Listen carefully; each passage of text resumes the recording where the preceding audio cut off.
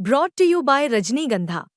यूं ही नहीं ताज ताज बन जाता है, शिल्पकारों का हुनर और चुनिंदा संगमरमर ताज को नायाब बनाते हैं। कुछ ऐसे ही चुनिंदा जगहों से बस खास ही चुनकर लाता हूँ। कतरे कतरे को मैं हीरे सा परखता हूँ। यूं ही नहीं मैं रजनीगंधा बन जाता हूँ।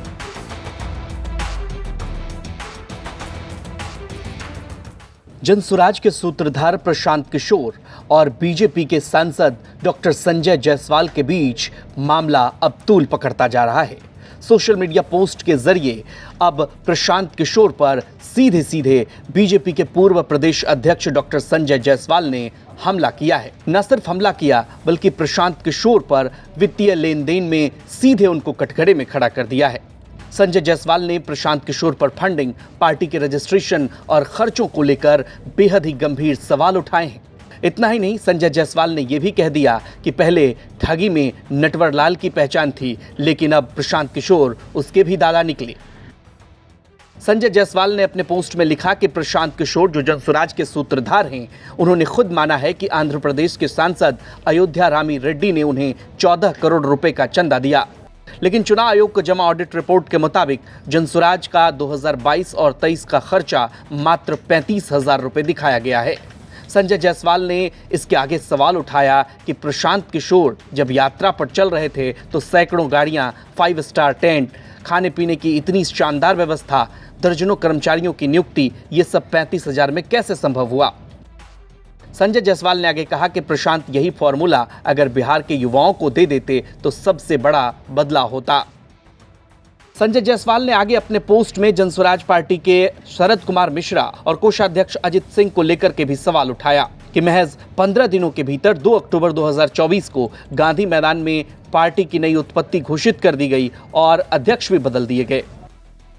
जायसवाल ने पूछा कि इतने कम दिनों में ये सब कैसे संभव हुआ। अब मामला समझिए। संजय जायसवाल ने अयोध्या रामी रेड्डी, जो आंध्र प्रदेश से सांसद हैं, उसका नाम उछालते हुए कहा कि ये देश के सबसे अमीर सांसदों में हैं। उन पर वित्तीय घोटाले के कई केस दर्ज हैं, जिसका अपने पोस्ट में संजय जायसवाल ने जिक्र भी किया है। आप पहले आपका भी ट्रेनिंग आरएसएस में हुआ है, आपको उत्तर दे देते हैं। जिस संजय जायसवाल बोले ना कि आपको समझ में नहीं आएगा और आपके नेताओं को भी समझ में नहीं आएगा। जिस राम सेतु पुल की रामकी की बात कर रहे हैं, भैया सब लोग नोट कीजिए, हमको संजय जायसवाल पूछते हो। रामकी जो है अयोध्या राम रेड्डी इस संसद में डिक्लेयर्ड देश के सबसे ज्यादा पैसे वाले सांसद हैं, जिनका डिक्लेयर्ड वेल्थ संसद के रिकॉर्ड में देख लेना 750 करोड़ है। कितना है? 750 करोड़। तो वो जो डोनेशन है वही अयोध्या राम रेड्डी ने दिया है।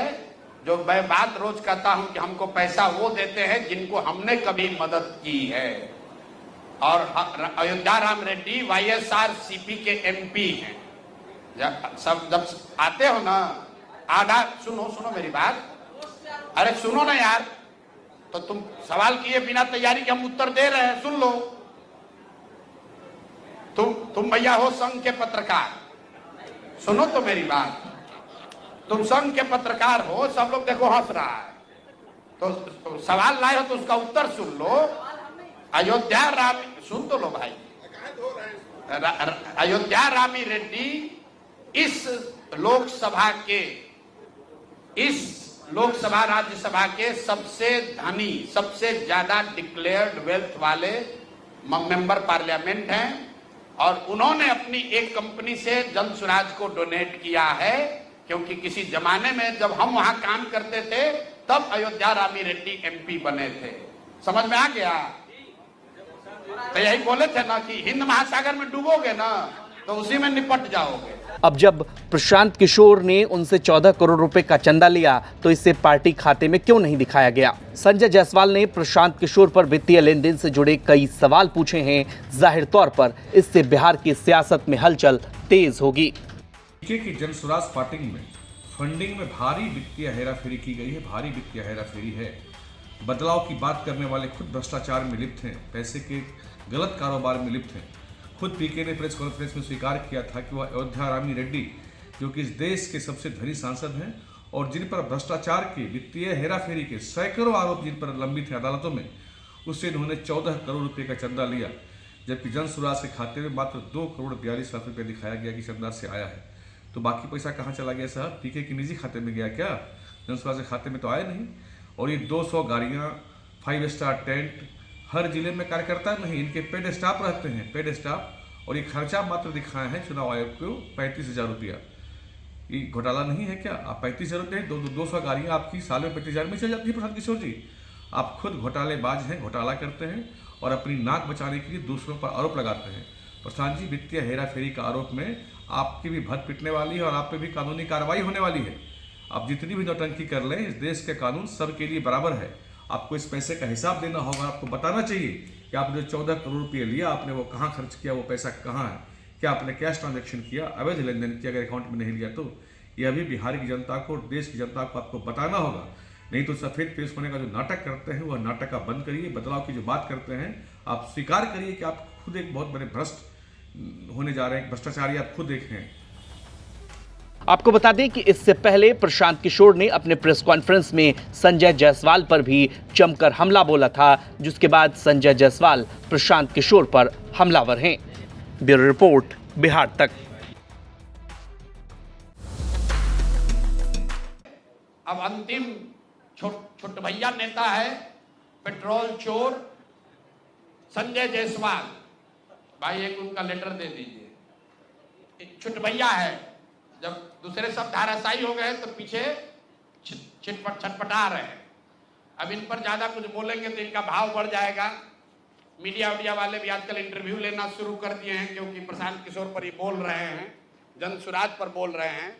इनका पूरा कच्चा चिट्ठा जरा देख लीजिए चिट्ठी। इनका एक पेट्रोल पंप है इनके माताजी के नाम पर बेतिया में।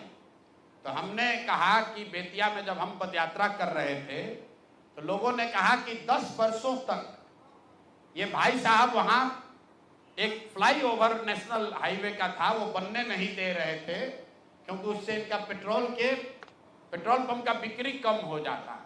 इन्होंने कहा ना, ऐसा तो कोई बात नहीं है, बेतिया का एक आदमी जानता है।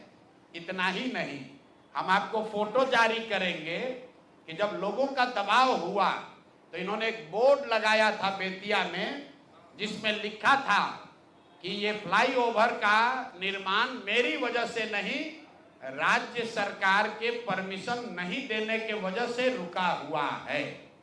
तो पहला प्रमाण कि फ्लाईओवर का बनना और नहीं बनना और उसका दोष इन पर था, इसका प्रमाण ये है कि इन्होंने खुद से सार्वजनिक तौर पर एक बोर्ड लगाया था कि फ्लाईओवर का निर्माण मेरी वजह से नहीं, राज्य सरकार से परमिशन नहीं मिलने के वजह से रुका हुआ है।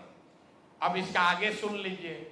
2015 में भाजपा और नीतीश जी गठबंधन में नहीं थे, तो जब इन्होंने दोष लगाया राज्य सरकार पर, तो तब के जदयू के अध्यक्ष, जिला अध्यक्ष डॉक्टर NN शाही, जो वहां के बहुत प्रतिष्ठित व्यक्ति हैं, बड़े डॉक्टर हैं, जदयू के जिला अध्यक्ष थे, उन्होंने संजय जायसवाल को खुली चुनौती दी कि आपने जो बोर्ड लगाया है ये गलत है। टाउन हॉल में दोनों में सार्वजनिक चर्चा हुई थी, दोनों को करीब हजारों लोगों के सामने इस बात पर बहस हुआ कि आखिर फ्लाईओवर का निर्माण क्यों नहीं हो रहा।